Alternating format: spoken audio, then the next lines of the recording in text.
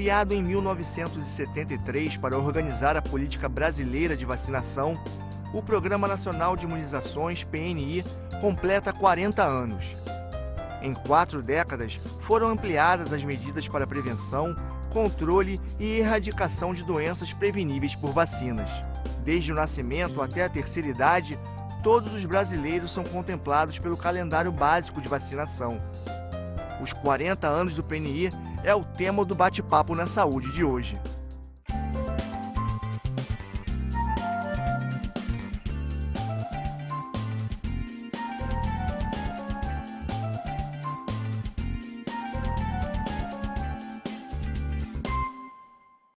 Eu vou conversar com Lourdinha Maia, médica sanitarista que foi coordenadora do PNI por 10 anos. Lourdinha, obrigado por ter aceitado o nosso convite para participar do bate-papo. Paulo, é um prazer. Qualquer momento que precisar contribuir para a saúde desse país, qualquer um conta comigo. Tá certo. Lourdinha, eu queria voltar 40 anos, nessas 4 décadas, para você poder, com sua experiência de 10 anos como coordenadora do PNI, né, contasse um pouco a história do PNI, como é que era antes do PNI e de que maneira ele contribuiu, né, e contribui para o Sistema Único de Saúde. Então, o Programa Nacional de Imunizações ele foi criado formalmente em 1973, né? 1973, 18 de setembro, e a partir daí é que as ações começaram a ser mais estruturadas, porque antes já existia vacinação, mas não tinha uma sistematização, um calendário de vacinação. A partir daí, dessa criação, em 18 de setembro de 1973, começa então a estruturação desse programa. E ele traz consigo muito da experiência das campanhas. A campanha da varíola, por exemplo, ele traz a experiência da campanha, tanto que a história do PNI e muitas das discussões se passavam porque o programa trabalhava mais como campanha e não como rotina. Mas era a história dele que tinha que ser visto, né? E ele foi crescendo. Ele começou a se colocar nos estados brasileiros, ele começou a se estruturar enquanto uma rede de frio para conservação dos produtos, porque de nada vale você ter um produto disponível se ele não tiver uma conservação adequada e tal.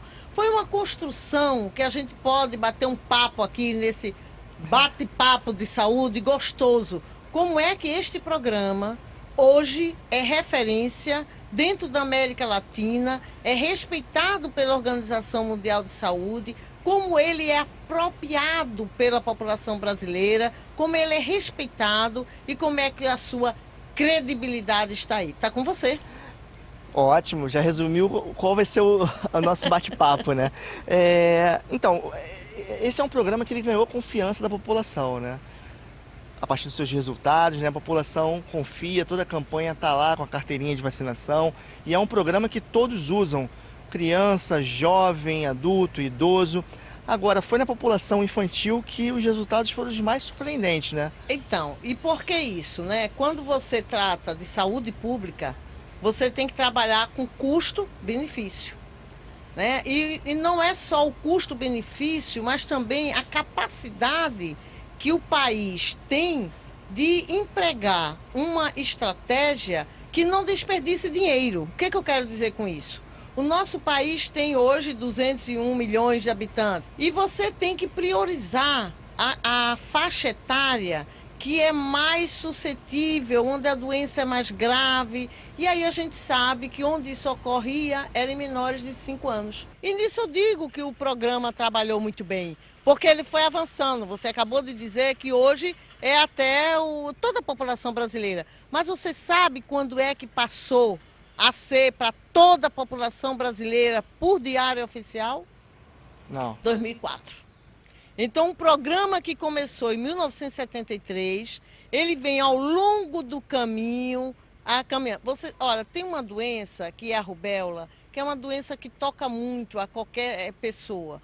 Porque a criança, quando a mulher, nos primeiros meses de gestação, tem um contato com o vírus da rubéola, ou ela aborta, pode ter um aborto espontâneo, ou a criança nascer com problemas mentais, cegueira. Você já deve ter feito algumas entrevistas sobre isso. Pois bem, em 2000, nós concluímos a vacinação de toda a população do Brasil na faixa etária de 1 até menor de 12 anos, 11 anos de idade. Sabe quando a gente começou isso? Em 1992. Nós levamos de 1992 até o ano 2000 vacinando grupamentos de estados brasileiros para que a gente tivesse sucesso.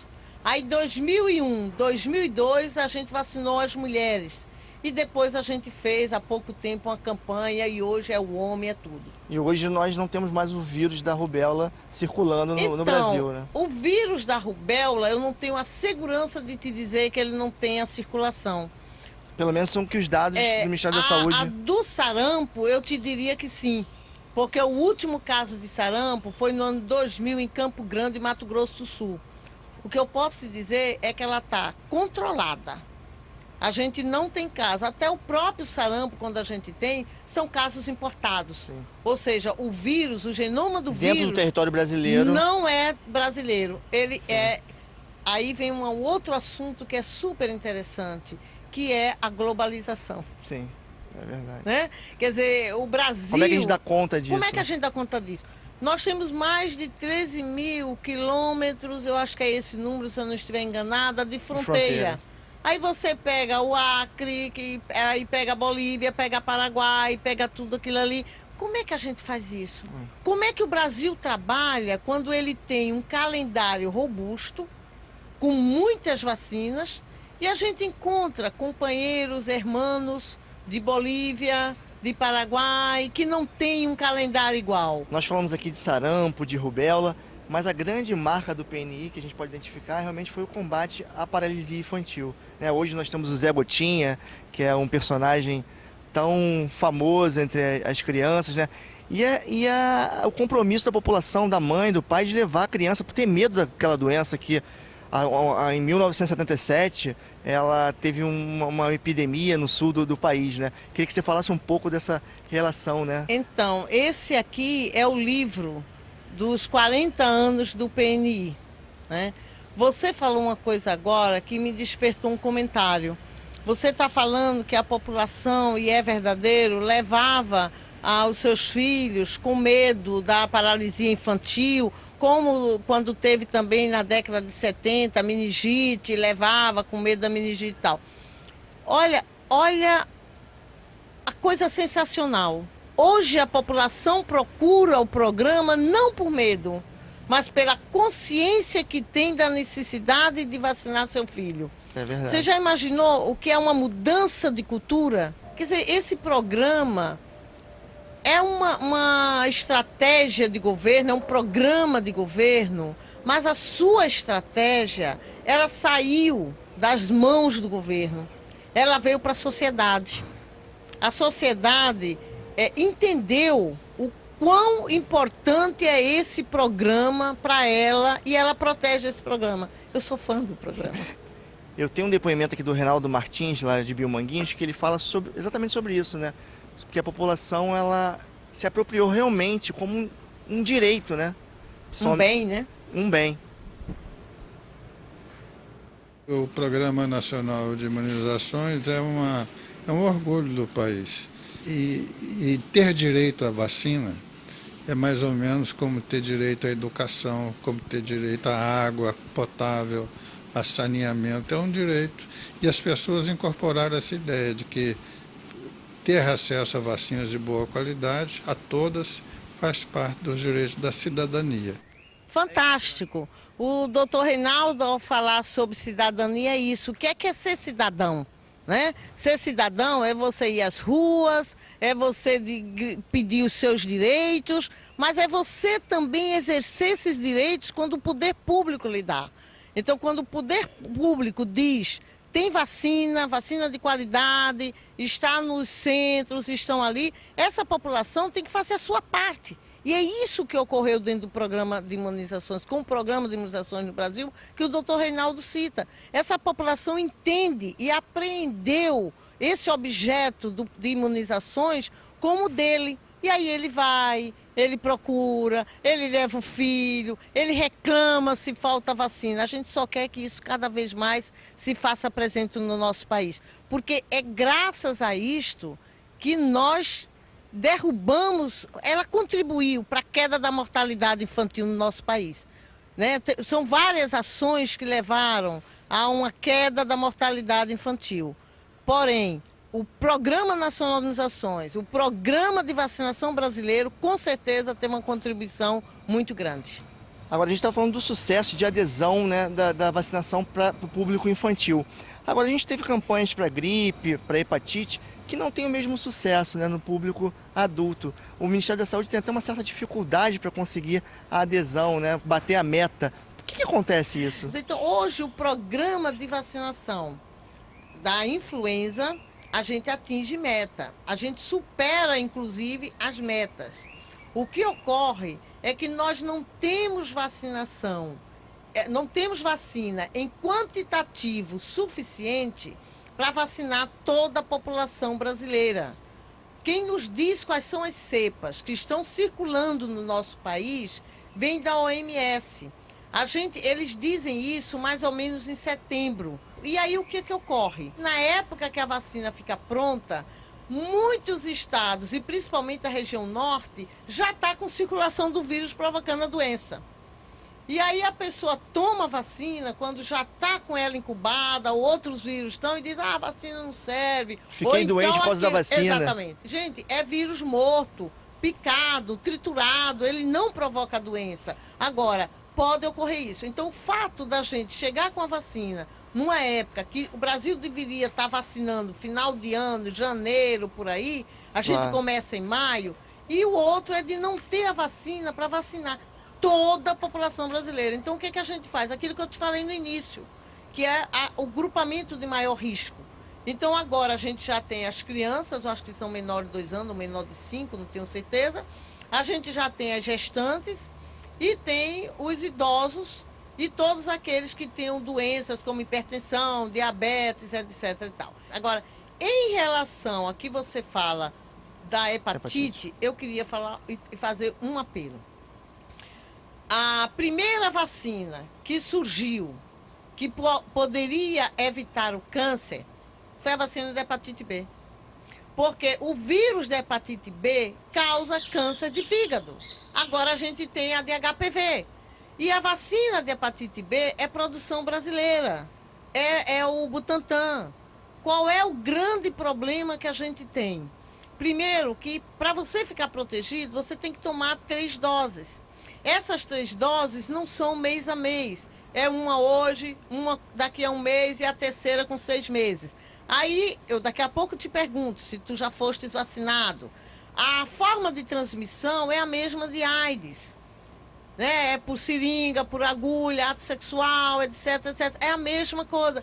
E a população, ela não vai. Ela toma a primeira dose, não toma a segunda, não volta para a terceira. Então a gente tem um problema aí sério. Tá certo, Lurdinha. Quem sabe acho que falta de repente mais investimento em divulgação por parte do Ministério da Saúde para esse público específico, né?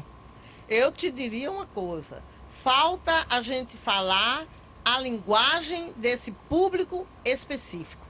Eu chegar e falar para um jovem que ele precisa tomar vacina, vai ser diferente de um jovem da idade dele, que curte as mesmas coisas que ele curte, chegar e dizer para ele. Eu acho que é a estratégia que a gente tem que trabalhar melhor. Mas essa estratégia tem que ser trabalhada pelo gestor local. A gente vai falar sobre gestão no próximo bloco, tá bom? A gente vai fazer um rápido intervalo. Daqui a pouco eu volto com mais bate-papo na saúde. Até lá!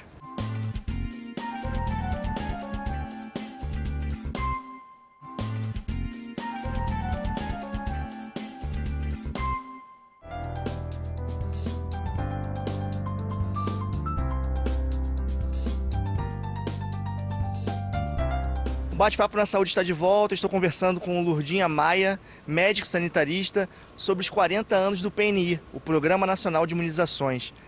Lourdinha, terminamos o último bloco falando sobre gestão, né? Te dei o gancho. Foi o gancho para esse bloco. O Ministério da Saúde ele é o gestor do PNI. Agora, qual é a participação dos estados e municípios na administração do Programa Nacional de Imunizações? Então, o Ministério da Saúde, ele normatiza. Ele faz as normas e ele passa um recurso também para as execuções da Atenção Básica de Saúde, o PAB, Piso de Atenção Básica de Saúde. A execução, ela cabe aos municípios. O Estado é o gestor estadual, que deve fazer uma articulação com o CONASEMES, o Conselho de Secretários Municipais. Mas a execução tem que ser municipal. E tem que ser. Porque quando você chega com uma vacina, fazer vacinação no nosso país, Paulo, não é somente chegar num posto, colocar o ar-condicionado, uma geladeira pronta para guardar, treinar o pessoal e botar lá e ficar estaticamente aguardando que a população venha. Não é. É conhecer o perfil da sua população, saber se a população é mais fluvial, se a população tem processos migratórios, se a população trabalha o dia inteiro, só chega à noite, se aquele posto tem que abrir à noite, se tem que abrir de manhã, se eu tenho que botar um barco para ir até lá, se é um búfalo, se é um cavalo, o que é. Quem conhece isso é aquele que recebe o voto daquela população.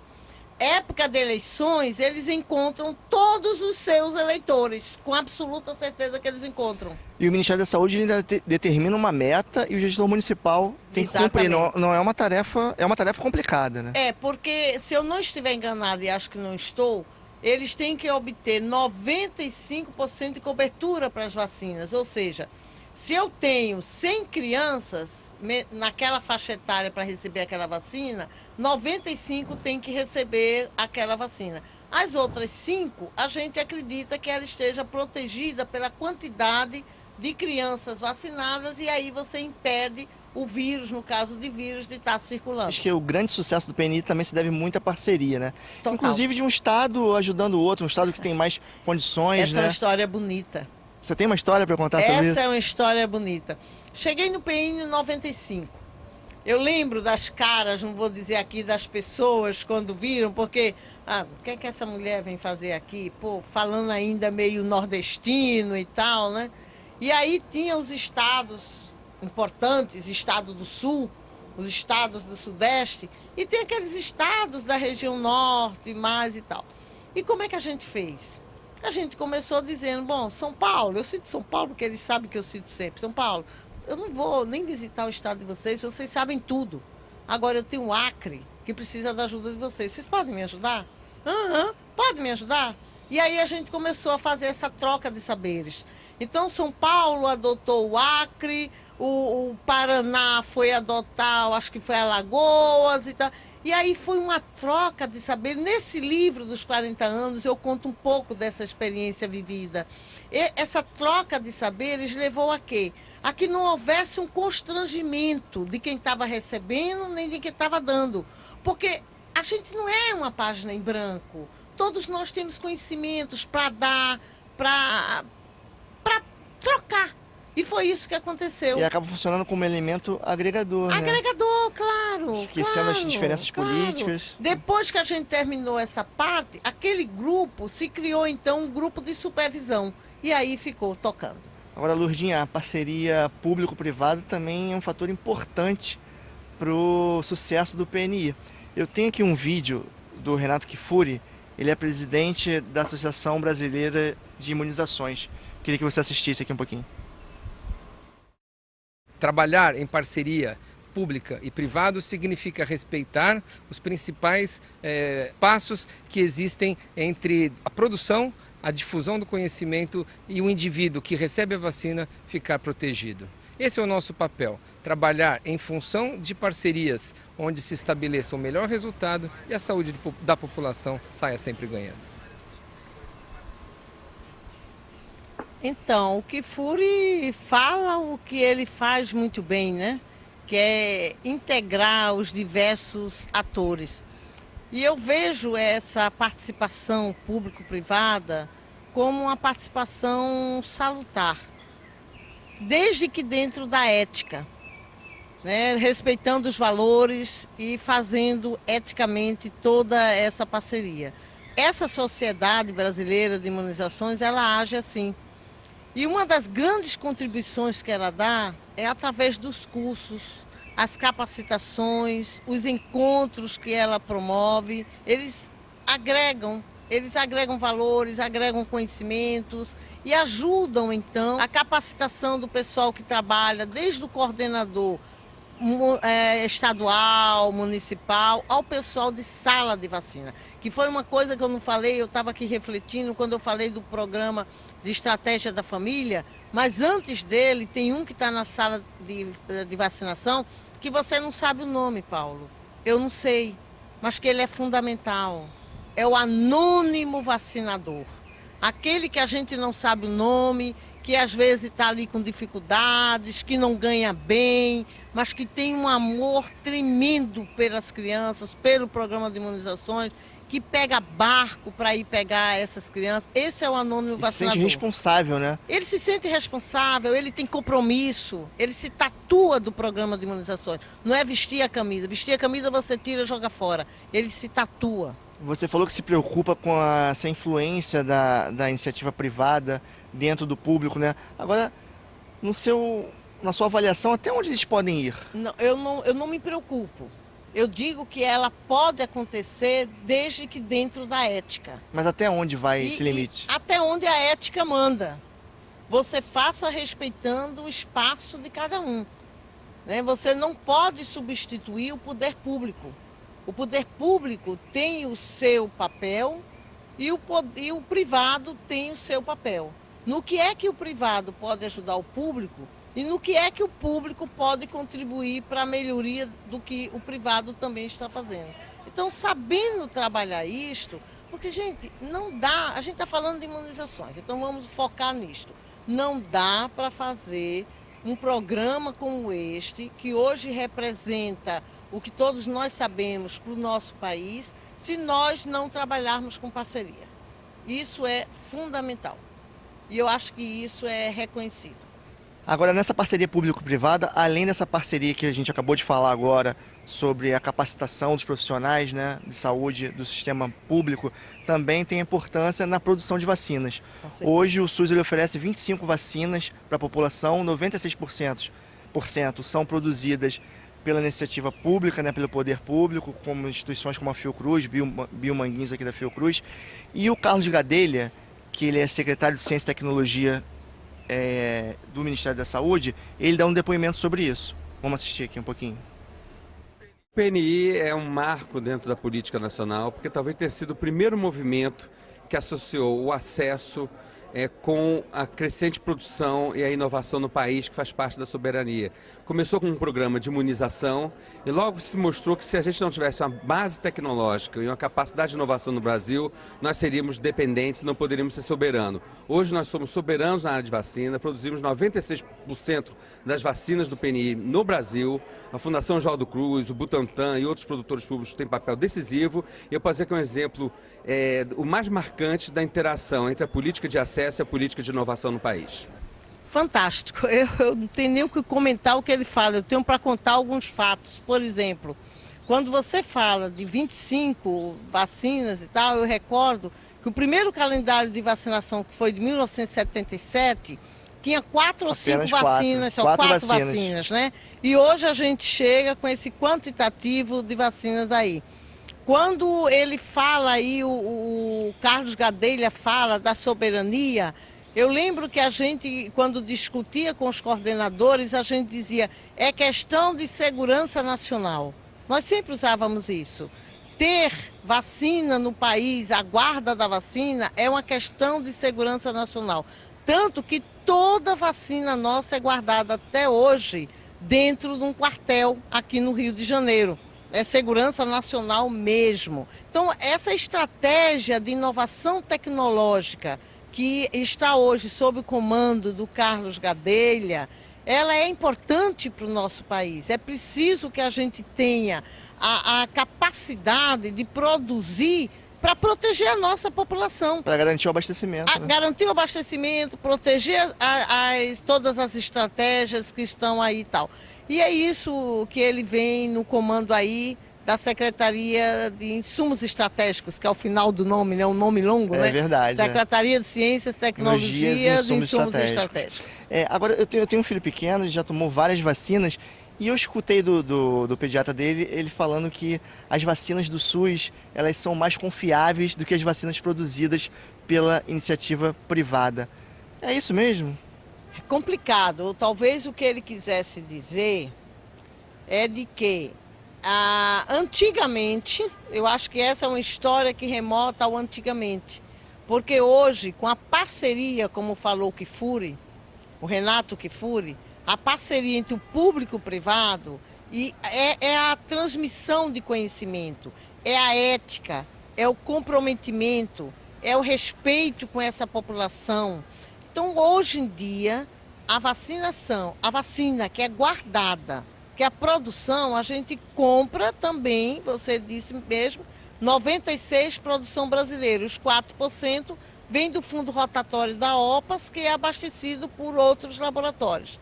Então a compra dessas vacinas aí, que vem para a gente nesses 4% e que vão também para os laboratórios particulares, é o mesmo caminho, são vacinas de qualidade e tal. A guarda destas vacinas, hoje em dia, também são de qualidade. Nós temos o Programa Estadual de Imunizações com a Secretaria de Vigilância Sanitária, ela tem o papel de fazer um monitoramento e a fiscalização onde estão guardadas e onde são aplicadas essas vacinas. Eu acredito que isso é mais do passado. Eu acho que hoje em dia a gente tem um comprometimento muito grande da sociedade como um todo, dos profissionais de saúde, o respeito, e ninguém quer perder a credibilidade que se tem com o programa. E hoje nós temos 25 vacinas. Ano que vem estamos introduzindo a vacina do HPV para meninas, né?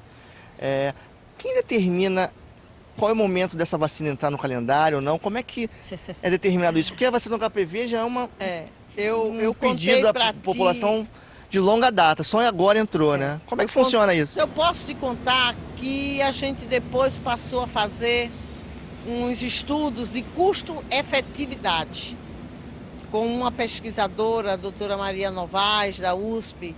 Nós, a rotavírus, a vacina de meningocócica C, a pneumocócica, a varicela, a hepatite A que está entrando, todas elas foram alvo de análise de custo-efetividade.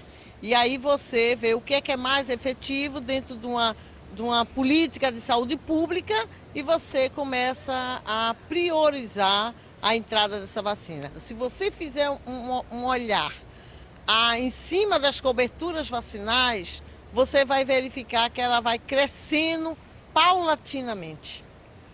Tá certo, Lourdinha. Parabéns por esses 40 anos do PNI, porque com certeza você é uma das responsáveis por esse sucesso. Obrigada. O Bate-Papo na Saúde vai ficar por aqui. A gente se vê num próximo programa, sempre com um assunto que contribui para a efetivação do Sistema Único de Saúde. Até lá!